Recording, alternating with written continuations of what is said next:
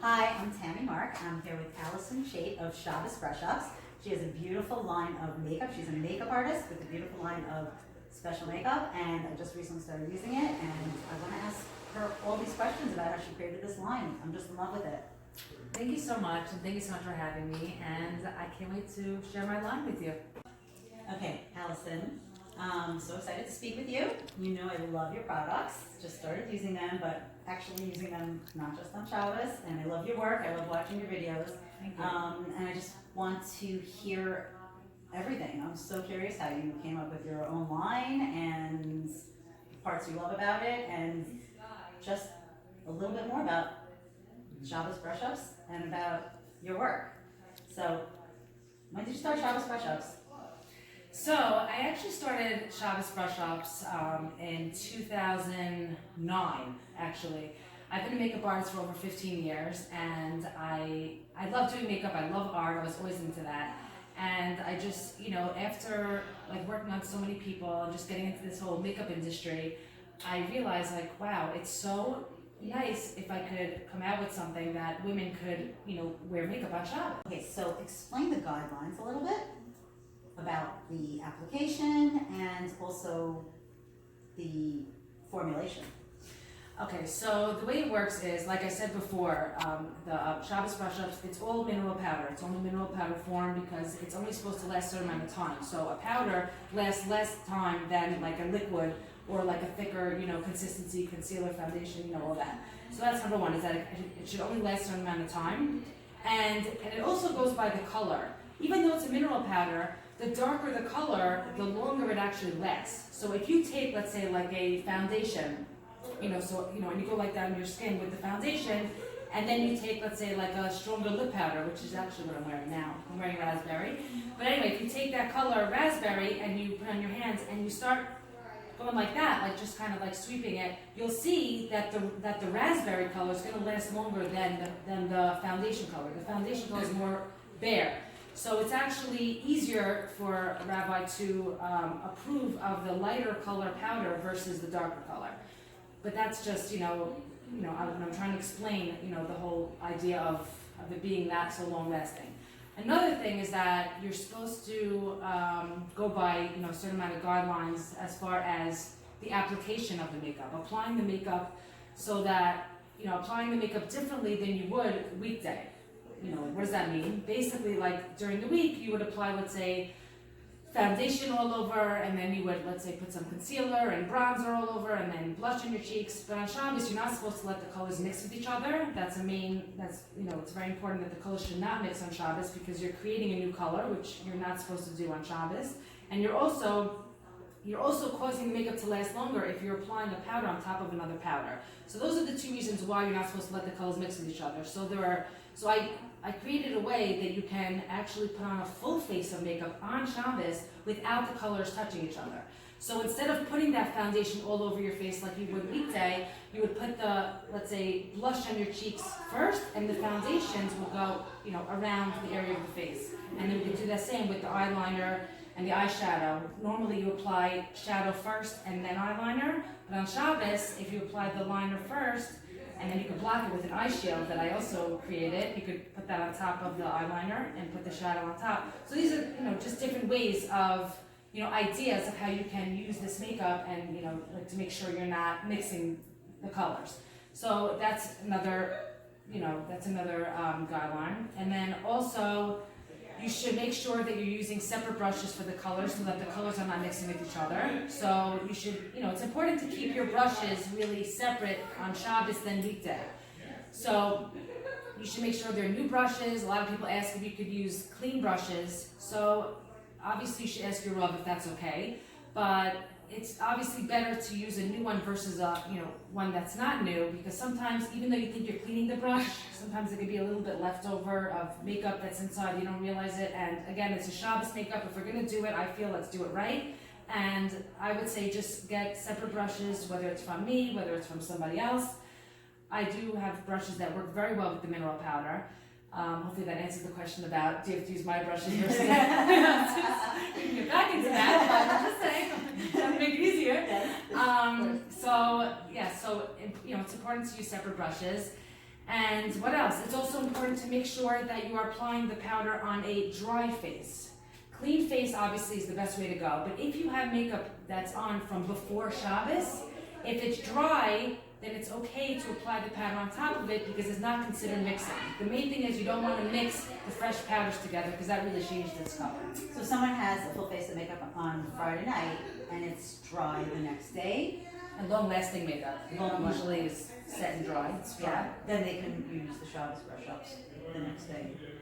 Yes. And Shabbos. Yes. Only if if your skin is dry, it's fine to apply. It's permissible to apply the powders on top of that because it's not considered mixing. As it's different than mixing the fresh powders, like I spoke about before. So yes, that's fine. Just like with the mascara, like I have a clear mascara that's very popular. It's amazing. It gives volume to your lashes, and it's clear. There's no color. So some people ask me, "Oh, but like, how does that really show?" Well, if you apply your mascara before Shabbos, as long as as long as the lashes are dry from that mascara, it's fine. It's permissible to apply the clear mascara on top of that mascara because it was dry. So that's hopefully I'm answering that question. So I really wanted a powder that looks like a lipstick, that feels kind of like a lipstick. I know it's very hard because it's a powder and it's dry and you don't really have that like lipsticky, glossy feel, but I still felt it was important that it should look like lipstick. So I really worked very hard on sampling all different powders and until I found someone that I work with that actually creates these powders from scratch. And we actually go back and forth with different colors, and she'll ask me what ideas, do I have in mind, and I'll let her know what color I'm really looking for, and she plays around with different, consistency, with the pigment and all that, the texture, and until I'm very happy with it, and then we go ahead with that. So as far as the powders go, I have a matte consistency. I have a shine, which looks like the lipstick. The matte also looks like a lipstick too, because matte is very in now. Like a lot of people like matte. So even though it's matte, it's not drying for the lips. It still has like a creamy feel to it, which is really nice. So yeah, so I worked with that, and then I actually went to a lot of different rabbis, and I really wanted to, I had to make sure that all these powders will get approved. So I kind of, first I went with the manufacturers and the powders, and then I took these samples and testers to different, rabbis just to see like who would approve of it, and it took time. So I got to, I really got a great connection, Baruch Hashem, with Rabbi Shmuel Fishelis. This is Rav David Feinstein's son-in-law. This is, so this is brought down from Rav Moshe Feinstein's tshuva. Wow. So this is, jackpot. Approved, Rabbi approved, okay. So this is the Ashkenaz, That's great. This is the Ashkenaz, hashgacha, and so I was able to get, the different powders that I had approved, and of course, all the guidelines and everything is held by Rabbi Shmuel Fishelis, brought down from Rav Moshe Feinstein's tshuva. Of course, anyone that purchases my cosmetics or wants to know more about it, you should definitely speak to your local Rav also. That's always very, very important. There's so many different opinions out there, and it's important that they should also know that, even though we're under a great hashgacha, you should still, contact your local Rav to make sure that it's okay for you to use Shabbos Brushups. So tell me a little bit about the colors and the products themselves. What are the trends in makeup? I know sometimes people are doing matte, sometimes people are doing glossy. What do you find is like most popular right now? Right. So I find the matte is still very like in right now, and I happen to love working with matte lipsticks. A lot of times I'll throw a gloss on top, but also I find that matte lipsticks and lip powders, they really do last longer than the sheen ones, the shine. So that I like a lot. Also, I love the glow. Very, the glow is, very in style. Just to contour, highlighting, and just having that fresh dewiness is like one of my top, my faves. But obviously, it's not for everybody. Again, it's important to, to work with everyone depending. Obviously it depends on their skin. If their skin is oily, it's better to work with matte. If someone's skin is dry, then I like to get a more dewy look. So really, it depends on that. And you know, the natural look, the smoky glam look, that's all in. It really depends on what you like and your style. And you have everything, right? And you have this great hot pink, and you have natural colors, and you have everything. Yes. You work with Yes. So everything. this is raspberry, which I love. And so the lip powders is matte and glow, and even my foundations. I have foundations that have that has some moisture in it, so it gives like that fresh dewy look. So that's really really good for someone that has dry skin. Is that in the Shabbos line or The Shabbos line. I'm talking about the Shabbos. Yeah, the Shabbos line carries, like, I try to make it that the foundations should work with everybody's skin tone. There's 6 different shades from light, medium to dark, like 3 matte and 3 glow. The glow gives that dewy freshness. So if someone has dry skin and you're not allowed to moisturize on Shabbos, then they could use this fresh dewy foundation and, you know, on their skin, versus someone that has dry, has oily skin. It's better for them to use the matte. So that's how I base that on. But the products are really, you know, it's really meant to work with everybody. You know, that's why I have a variety of colors. I have like 25 lip powder colors. I have like 20 eyeshadows, concealers, everything. Just so, you know, it's a full line of makeup that you could apply on Shabbos. Wow, and every day. And every day, just like I said, my makeup applications. So how would this compare, let's say, to a different kind of mineral makeup, like bare minerals, or, you know, any of the powders that are popular today? So, okay, so it's funny, I do get this question a lot, and people want to know, like, what makes your makeup kosher for Shabbos, like, you know, versus the bare essentials, bare minerals, like you said.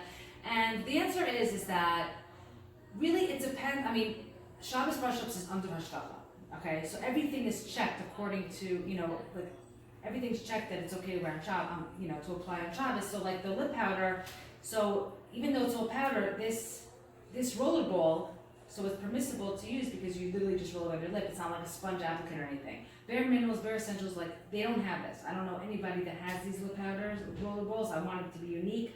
I want it to be that it's very easy to apply. It doesn't create any mess, because mineral powder can create mess. So the way about the packaging is it's very different than the other brands. And also, there's no hashgacha for bare essentials to say that these powders are permissible for Shabbos. The colors weren't checked. You don't know how long it lasts. It could be that it's okay, but I would say maybe speak to your Rav and see if it's okay. But we literally, you know, we're under hashgacha and we take it very seriously according to the, you know, for the packaging and the colors and everything should be okay to use on Shabbos. And also one more thing, even though it's all mineral powder, we also have clear liquid products on our line. We have a clear liquid mascara, like I mentioned before, which gives great volume to your lashes. We also have a clear rollerball gloss that you could roll on your lips, and it gives a nice shine. I mean, even though you cannot put that on top of powder, because you can't mix, liquid with the powder. It has to be dry. It's still, you know, it's still nice to put that on if somebody doesn't like to have color. Right. I have that one too. But I like the color. Hopefully you don't wear it together. I don't. But you cannot mix, and I, you know, if you don't mind, but I did get a question last night asking, can you mix, you know, put any spray moisturizers on or anything liquidy with your powder? So under our hashgacha, which is Rabbi Shmuel Fashalos, under Rav David Feinstein, you know, Rav David Feinstein's son-in-law, under Rav Moshe's Tshuva, we are not allowed to mix. This is very, very important. We're not allowed to mix liquid with powder. It has to be either dry powder or liquid alone. So we are very strict about that, and of course you should ask your Rav as well, but that's what we hold up. We're also, just going back to the hashgacha that you asked me about before, I just want to let you know that we're also under Sephardic hashgacha. Oh. Yes, we were, when we had a distributor in Israel, we're now looking for a new one, but when we had a distributor in Israel, they were under Rav Avadia Yosef. And then Rav Avadia was nifter, so then his son took over. And so we are, thank God, getting out there in the Sephardic community too. Wow, so you're really passionate about this on so many levels. And you said also you thought it would be extra special for women that might have to go to the mikvah on Shabbos to give them that extra benefit / incentive that they can still wear makeup. Yes, I can't tell you how many women come to me and they're like, you know, thanking me for coming out with this, because they're like, wow, now I can go to the mikvah. I wouldn't go to the mikvah before, you know, this is what they tell me, that I wouldn't go to the mikvah before, and they have tears in their eyes. And they're like, now I can really feel beautiful on Shabbos. I can actually go and put makeup on, and I can have guests instead of pushing it off for not going Friday night, or just not feeling good about themselves on Shabbos. And to me, that's everything. That's what it's all about. Jewish women problems. Balancing I hear this it. I hear the it though. company and the looking good and everything at once. I mean, the worst is that you break out with a pimple on Shabbos. What are you doing? Okay, so we also have some questions from your followers. This is important. So what is the main clientele that comes to buy makeup for you? Is it ultra-Orthodox? Are they from this area? I mean, who do you find comes in? Is it your regular existing customers? How do you reach them, and who are they? So, it happens to be, thank God, I definitely developed a relationship with so many women for so many years. They do come back to me. I also make it that they can come back to me for refills. When they bring their compacts and jars, I refill for them for a discount price. So I do get to see, they are coming back to refill. But there are a lot of different people from all over, and I have some women that that come in pants because they want to just take this on Shabbos. I have some women that come with just from all over very frum, very yeshivish, more modern, and it's just women from all over just that want to take on something. And I think it's great to have people from all over just wanting to try this and try to do the right thing on Shabbos. So where do they can only get your brand here? Online? How do you sell it? So I'm based out of Quorum. That's where I do a lot of my makeup applications, even though I travel also. I mainly work out of here just because I personally find it easier. But so I sell my products out of here. I also have a store online, ShabbosBrushups.com, and you can also order through Facebook and Instagram now. And I have wholesalers and distributors in different locations. Okay, so how about Pesach? Is it kosher for Pesach? Oh yeah, it is. Wow. Very kosher. Very kosher. Because I'm saying oh yeah because that is the busiest time of year, for me for the products. Wow, it's amazing. Yeah, it's all kosher for Yom Tov, Shabbos, Pesach, and it's a very, very busy time of year. It's amazing. You could literally, especially for a 2-3 day, a 3-day Yom Tov. Oh my God, it's just it's. Everybody's probably coming on new brushes. Oh, they're fun. Yeah, they are. Yeah, no, they are. Obviously it's a good time for business too. but I'm very honest about it, and I always tell them if they need to change certain things because it's Pesach, So I'm very clear on that. You're actually just supposed to, as far as the shkach we're under, you're supposed to really just change your lip powder. Everything else, all the other products that you have from Shabbos Brushups all year round, you don't have to change that on Pesach. So that's Right, but everybody likes fresh new stuff for the spring. If you like fresh, I'm not going to stop that. But I'm very into, telling them what should be done according to halacha, and just because letting them do it's what they want important that I after, should right? tell them the right thing. That's key. Yes. And then everybody can do what they want after. And then you could buy as much as you want. That's amazing. So what's next? Are there products that you're working on? Markets that you're trying to get into? What's next for Shabbos Brushups and Allison? So, I'm always thinking, like I said, I never feel complete. I have so much more to accomplish, and I want to do it. I want to accomplish more, and I do have ideas ahead of me. I do have certain things I'm trying to work on that it should be okay to use on Shabbos, and I just have to finish creating it and getting it approved, and then I will keep you posted. Very exciting. Thank you so much, Allison. And thank you. I'll probably keep this one. It's a color for you.